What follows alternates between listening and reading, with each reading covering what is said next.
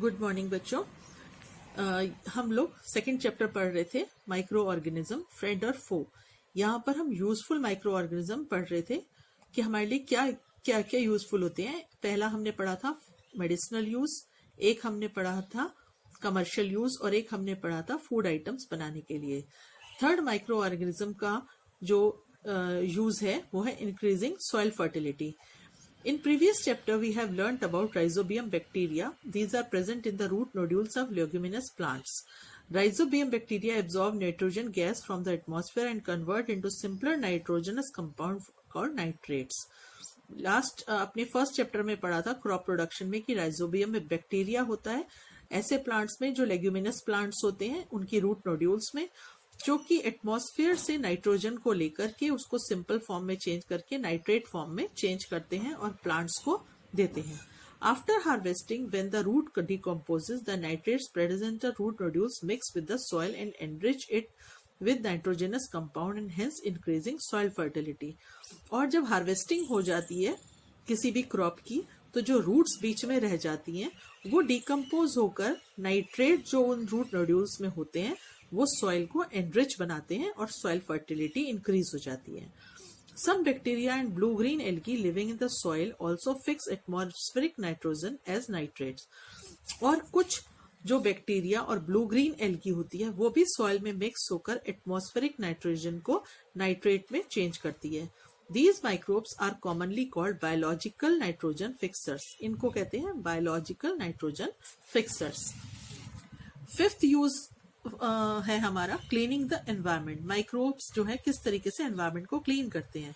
The microorganism decompose dead organic waste of the plant and animals by converting them into harmless simpler substances that are restored to the soil and increase its fertility. कुछ microorganism जो dead और organic waste को और plants को convert कर देते हैं harmless simpler substance में और उससे भी सॉइल की फर्टिलिटी इंक्रीज हो जाती है। In the absence of these microorganisms, the piles of dead organisms would have covered the earth। अगर माइक्रो ऑर्गेनिज्म नहीं होंगे तो डेड ऑर्गेनिज्म से पूरी अर्थ जो है वो कवर हो जाएगी। Some bacteria decomposes sewage and other waste of water। और कुछ जो है वो कुछ बैक्टीरिया जो हैं वो सीवेज को डिकम्पोज करते हैं और कुछ वाटर को डिकम्पोज करते हैं। This a natural method of keep water clean. इससे जो नेचुरल मेथड है वाटर को क्लीन करने का वो नेचुरल मेथड बन जाता है। In this way they help in keeping the environment clean और इससे एनवायरमेंट क्लीन होता है। Sixth is some other uses of microbes। Bacteria are useful for leather and jute industries। Bacteria जो है वो लेदर और जूट इंडस्ट्री में भी लेदर और जूट बनाने के काम आते हैं। Bacteria also help in generating biogas। They act on waste products like animals waste, garbage, agriculture waste and produce biogas। Biogas is used as a fuel। Biogas एक बहुत जो है चीप फ्यूल है जो कि बनाई जाती है एनिमल वेस्ट और गार्बेज और एग्रीकल्चर वेस्ट से। तो वो जो बायोगैस बनती है वो भी बैक्टीरिया की हेल्प से ही बनती है। Some bacteria live in the digestive system of ruminants like cows and goats. These bacteria help in ruminant digest cellulose present in grass and plants. और जो रूमिनेंट्स होते हैं जैसे काउ और गोट, उनके इंटेस्टाइन में डाइजेस्टिव सिस्टम में बैक्टीरिया होते हैं जो सेल्यूलोज को, प्लांट्स और ग्रास में जो सेल्यूलोज होता है उसको डाइजेस्ट करने में हेल्प करते हैं। तो ये थे यूजफुल माइक्रो ऑर्गेनिज्म। नेक्स्ट हमारा टॉपिक है harmful microorganisms. Microorganisms are harmful in many ways. तो आज हम इसके बारे में पढ़ते हैं। Microorganism cause communicable diseases. Micro organism से कम्युनिकेबल डिजीज होती है। कम्युनिकेबल डिजीज आपको पता है, कम्युनिकेबल डिजीज का मतलब होता है कि जो एक दूसरे से हो जाती है। Some of the microorganism cause disease in human being, plants and animals. कुछ प्लांट्स और एनिमल की ह्यूमन बींग की डिजीजेज हैं यहाँ पर। The disease causing microorganism are called pathogens. जो माइक्रो ऑर्गेनिज्म से डिजीज होती हैं उन्हें कहते हैं पैथोजेंस। जो माइक्रो ऑर्गेनिज्म डिजीज पैदा करते हैं उनको कहते हैं pathogen. In human, pathogens enter our body through the air we breathe, the water we drink और द फूड वी ईट। जो पैथोजेंस हैं, जो डिजीज पैदा करते हैं, वो हमारी बॉडी में या तो ब्रीदिंग से या पानी पीने से या खाने के साथ चले जाते हैं. They also get transmitted by direct contact with an infected person और कैरिड थ्रू एनिमल्स. और कभी कभी इन्फेक्शन किसी से दूसरे से भी हो जाता है, तो वो माइक्रो ऑर्गेनिज्म हमारी बॉडी में चले जाते हैं, जिन्हें हम कहते हैं पैथोजेंस.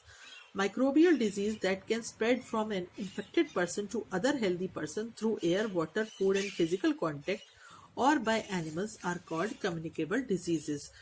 जो diseases microorganism से एक दूसरे से या air, water और किसी को खाने से हो जाती है, वो कहलाती है communicable diseases. Example of some communicable diseases are cholera, common cold, chickenpox and tuberculosis. जैसे कि आजकल भी आप देख रहे हो जो कोविड चला हुआ है, उसमें भी क्या है, अगर किसी को कोविड हो जाता है तो उसको क्वारंटाइन किया जाता है, उसको आइसोलेशन में अलग रखा जाता है ताकि उससे किसी और को इन्फेक्शन ना हो जाए. तो वो भी एक आज की डेट में आपको एक बहुत बड़ा एग्जाम्पल है कम्युनिकेबल डिजीज का. ऐसे ही वायरस जो कॉमन कोल्ड है, इन्फ्लुएंजा है, डेंगू है, इस तरीके से hepatitis B, chickenpox, measles, ये सभी जो डिजीज हैं ये वायरस की वजह से होती हैं, जो माइक्रो ऑर्गेनिज्म है. वायरस आपने देखा है ना, वायरस, बैक्टीरिया, प्रोटोजोआ और फंगी, ये 4-5 तरीके के माइक्रो ऑर्गेनिजम्स होते हैं. नेक्स्ट है बैक्टीरिया से typhoid, cholera, tuberculosis, anthrax, tetanus, food poisoning, diphtheria और प्लेग. नेक्स्ट प्रोटोजोआ से जो डिजीज होती है वो है malaria, kala-azar, amoebic dysentery, sleeping sickness etcetera. Fungi से रिंगवर्म, मतलब कि रिंगवर्म मतलब स्किन के ऊपर गोल गोल से चकते पैदा हो जाते हैं, वो होता है फंगी की वजह से. जैसे डॉक्टर कहते हैं फंगल इन्फेक्शन हो गया है. चलिए अब आगे ये पढ़ते हैं हम different modes of transmission of diseases. यहाँ सबसे पहले है through air we breathe. Microorganism that cause common cold, tuberculosis, pneumonia etcetera spread through air we breathe. For example, when a person suffering from common cold sneeze or cough, fine droplets of moisture carrying germs are released in the air. When a healthy person breathes this air, the germs enter her body and infect the person. तो air से कैसे होता है? Air से जैसे किसी को cold हुआ होता है, वो जब छींकता है तो वो जो छोटी छोटी ड्रॉपलेट्स होती हैं वो एयर में चली जाती हैं, और उसी एयर को जब दूसरा हेल्दी पर्सन उसको इनहेल करता है तो उससे उसको इन्फेक्शन होकर वो भी उसे भी कोल्ड हो जाता है. Through water we drink. Some disease spread through water, जैसे cholera, typhoid, jaundice, hepatitis B, A and polio. The cholera causing microbes enter a healthy person through water we drink. जो इन्फेक्टेड वाटर अगर हम पीते हैं तो उसकी वजह से ये सब डिजीजेस होने का खतरा रहता है. इसीलिए हम लोग कहते हैं ना कभी कभी कि पानी बहुत गंदा आ रहा है, या पानी को बॉईल करके उसको जर्म्स को किल करके या एक्वागार्ड में से पीना चाहिए. Through the food we eat. Protozoa, bacteria and spores of fungi are present in the soil from where they are enter our food. Therefore, we should wash fruits and vegetables after bringing them from the market and before eating. जो protozoa या bacteria होते हैं ये खाने हमारे food में, fruits या vegetables में मिट्टी से ही आ जाते हैं. तो हमें क्या करना चाहिए कि जब भी फ्रूट्स और वेजिटेबल्स लाएं तो लाते ही उसको अच्छे से फ्लोइंग वाटर में धोना चाहिए काटने छीलने से पहले. Through insects and animals. There are some insects and animals that act as carriers of disease-causing microbes. These animals and insects are called vectors. जो एनिमल्स डिजीज को इधर से उधर कैरी करते हैं उनको कहते हैं vectors. Vectors carry the disease causing microbes from one infected person to an healthy person cause diseases.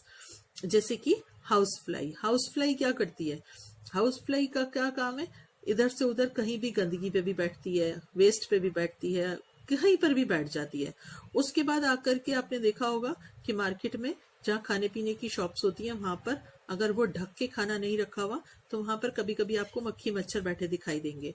तो वो क्या करते हैं, जब वहां बैठते हैं तो जहां से वो गंदी जगह से बैठ के आते हैं उनके जो माइक्रोब्स होते हैं उस खाने में गिर जाते हैं, और जब इसी खाने को हम कंज्यूम करते हैं तो हमें कॉलरा, टाइफाइड, डायसेंट्री या ट्यूबरकुलोसिस जैसी प्रॉब्लम हो जाती है. Mosquito. Mosquito, the Anopheles mosquito sucks the blood of human being. While sucking blood, it transmits plasmodium. अगर जब मॉस्किटो जब हमारे बॉडी पे बैठ के और उससे ब्लड को सक करता है तो उसकी बॉडी में से एक प्रोटोजोआ प्लाज्मोडियम नाम का हमारी बॉडी में चला जाता है, जिससे मलेरिया होने का खतरा रहता है। और अगर एडीज मॉस्किटो हमें काटता है तो वो डेंगू वायरस फैलाता है। तो इसी तरीके से ये जो हाउस फ्लाई और मॉस्किटो हैं ये कहलाते हैं vector. General preventing measures against microbial diseases, कुछ ये जो प्रिकॉशंस हैं ये हमें सबको लेनी चाहिए। Wash vegetables and fruits properly before eating, सभी को वेजिटेबल्स और फ्रूट्स घर में लाकर अच्छे से धोना चाहिए खाने से पहले। Boil drinking water particularly when there are chances of infection, और कभी लगे कि कभी इन्फेक्शन हो सकता है या पानी गंदा है तो उसको पहले बॉयल करना चाहिए। इन्फेक्टेड पर्सन को हमेशा अलग से आइसोलेशन में रखना चाहिए, जैसे कि आजकल कोविड के पेशेंट्स को रखा जाता है। Personal belongings of patient away from those of the others, और जिनको कोई इन्फेक्शन होता है उनकी अपनी चीजें जो हैं वो भी दूसरे लोगों से दूर रहनी चाहिए। उस बंदे से हमेशा डिस्टेंस बना के रहना चाहिए और उसकी सफाई को और उसकी सैनिटरी हैबिट्स को भी ध्यान रखना चाहिए। Vaccination should be given at suitable age to get immunity, जिस तरीके से कुछ जैसे स्मॉल पॉक्स है, चिकन पॉक्स है, हेपेटाइटिस है, इनके वैक्सीनेशंस जिन भी डिजीजेस के आते हैं इम्यूनिटी को डेवलप करने के लिए, वो भी सुटेबल एज में लगवा देने चाहिए। Maintain good sanitation in the community, जो हमारी कम्युनिटी है जहां हम रहते हैं वहां पर पानी जो है वो गंदा पानी कहीं भी नहीं रुकना चाहिए। वहां पानी का जो फ्लो है वो हमेशा नाली साफ होनी चाहिए। Do not eat stele food, कभी भी खुला हुआ खाना नहीं खाना चाहिए पड़ा हुआ। Protect yourself from mosquito bytes by using mosquito nets and mosquito repellent, और अगर कभी भी जिन सीजन में मच्छर होते हैं तो उस समय या तो मॉस्किटो नेट का या मॉस्किटो रिपेलेंट का यूज करना चाहिए। Do not allow water to collect in surroundings, अपने आस पास जो है कहीं भी पानी इकट्ठा नहीं होने देना चाहिए। इकट्ठे पानी में मॉस्किटो जो है वो ब्रीडिंग करते हैं और वहां पर डेंगू के मच्छर या मलेरिया के मच्छर पैदा हो जाते हैं। इंसेक्टिसाइड्स का स्प्रे करते रहना चाहिए। और उसके बाद पुट फाइन वायर मैश और on door on window to prevent mosquito, और घर के दरवाजों में आपने देखा होगा सभी के घर में 2 दरवाजे होते हैं, एक वुडन डोर होता है और एक मैश का वायर मैश का डोर होता है, जाली का दरवाजा होता है, उसको हमेशा बंद रखना चाहिए ताकि मच्छर अंदर एंटर ना कर सके। यहाँ पर 2 MCQ हैं। The disease that has been erected from the most part of the world is small pox. पहले जो था वो डिजीज जो थी वो बहुत सारे पूरे वर्ल्ड में फैली हुई थी, वो स्मॉल पॉक्स थी, और आज की डेट जो पूरे वर्ल्ड में डिजीज फैली हुई है वो है Covid. When which of the following vaccine is given for protection against tuberculosis, तो ट्यूबरकुलोसिस से बचने के लिए पैदा होते ही बच्चे को BCG का इंजेक्शन लगाया जाता है। नेक्स्ट है यहाँ पर आपका इन एनिमल्स, अभी जो हम पढ़ रहे थे micro organism. Several microorganisms cause disease not only in human but in also in animals like buffaloes, cows, etc. and poultry.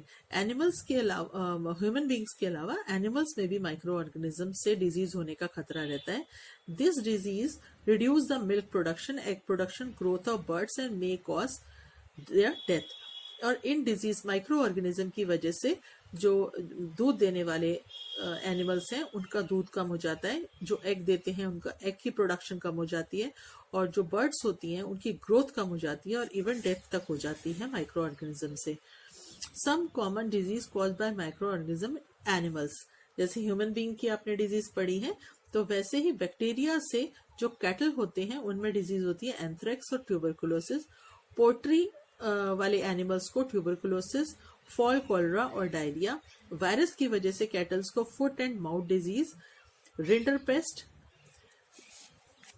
और काउपॉक्स, और पोल्ट्री वालों को फाउल पॉक्स, रानी खेत एंड बर्ड फ्लू। तो ये सारी डिजीज जो है वो एनिमल्स को होती हैं बैक्टीरिया और वायरसेस की वजह से।